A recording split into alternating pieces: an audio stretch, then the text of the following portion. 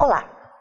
Vamos imaginar que após o seu relatório de pesquisa, você irá apresentar para uma banca de avaliadores ou para o seu professor orientador. E a sua pesquisa foi recomendada para publicação. Neste caso, você deve escrever um artigo científico e submeter este trabalho para um evento da área que pode ser no formato de conferência, seminário, workshop, simpósio ou para uma revista científica.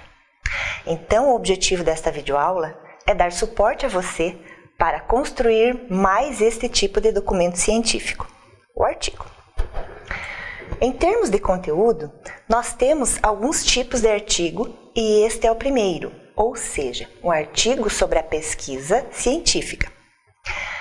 Isto não é regra, mas normalmente ele vai derivar de uma tese, dissertação ou monografia. Uma vez que um artigo é mais compacto, o seu desafio é decidir sobre quais informações de cada capítulo você vai utilizar para construir o seu artigo. Lembre-se que o leitor deve mesmo, em poucas páginas, entender o que você fez em sua pesquisa e como você chegou nos resultados. Já o relatório de experiência ou de intervenção deve contar uma história informativa sobre um experimento e suas observações.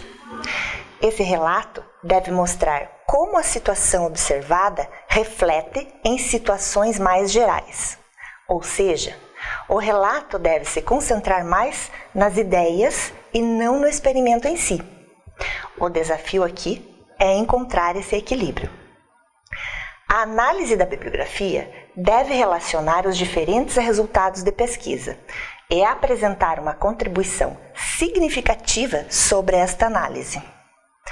O desafio neste caso é não apresentar a mesma coisa que os livros e outros materiais já dizem. Lembre-se, seja qual for o tipo de artigo que você vai escrever, a estrutura é a mesma da dissertação, tese e monografia.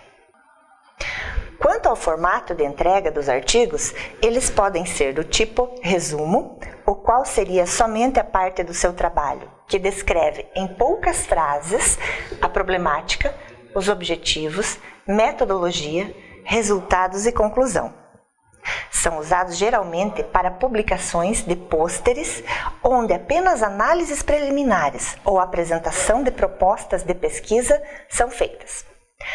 O número de palavras varia de evento para evento, normalmente de 250 a 300 palavras.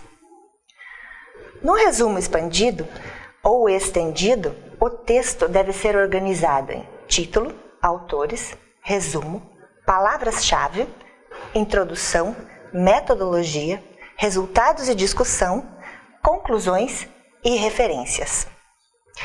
O resumo expandido deve incluir comparações entre trabalhos relacionados e outros detalhes esperados em um documento que deverá ser divulgado na comunidade científica. Um resumo expandido é um documento onde as ideias possam ser entendidas no menor tempo possível.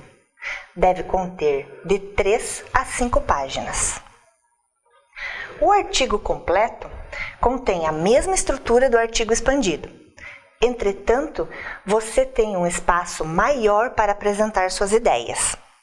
Por isso, muitas vezes, ele é utilizado para apresentar resultados de pesquisas concluídas, como em teses e dissertações. O resumo. Uma das maiores dificuldades dos alunos de computação é escrever o resumo do artigo, que na realidade pode ser construído da mesma forma que o resumo de teses, dissertações ou monografias. E além disso, também faz parte do resumo expandido e do artigo completo. Então vamos ver como é a estrutura do resumo. Use frases curtas e objetivas, segundo as recomendações da NBR 6028. O resumo deve ser redigido em parágrafo único e espaçamento simples. Lembre-se que não tem recuo de parágrafo. Após o bloco de texto, seguem as palavras-chave. Para as palavras-chave, observe este exemplo. licenciatura em computação, políticas educacionais e métodos de ensino. Você pode usar várias estratégias para elaborar as palavras-chave. Neste exemplo, foi utilizada a hierarquia de áreas, ou seja, da área maior, licenciatura, para a mais específica, métodos de ensino. Estas palavras devem ser pensadas estrategicamente, pois além de estar relacionadas com o conteúdo do artigo, também servirão como chave de busca na internet, para que o seu artigo seja localizado facilmente por outros pesquisadores. Quando você escreve um artigo e manda isto para algum evento, é natural que você queira que o seu artigo seja aceito. Então vamos ver algumas considerações sobre a construção do seu artigo, que podem aumentar as suas chances de que seu artigo seja aceito. Lembre-se da estrutura básica de todo tipo de documento acadêmico ou científico, que é a problematização, os objetivos, metodologia, trabalhos correlatos, resultados de discussão e conclusões. Muitas vezes os eventos e revistas científicas disponibilizam um modelo ou um template, uma espécie de gabarito, com recomendações de formatação para que você preencha com as informações necessárias. Neste caso, siga à risca as recomendações, pois isto pode ser critério de classificação para que o seu artigo seja aceito. Escreva um resumo claro e conciso, pois ele é o cartão de visitas do seu artigo. É através dele que o leitor vai decidir se vai ler o seu trabalho ou não. E se esse leitor for um avaliador, ele vai decidir se o seu artigo será aceito ou não. Então, capriche.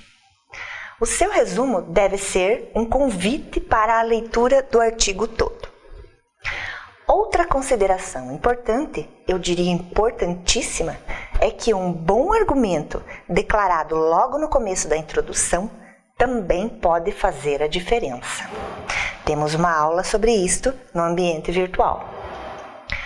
Lembrando, o argumento dá um sentido para o texto e auxilia você a construir a lógica textual. Além disso, fuja de um bichinho chamado plágio.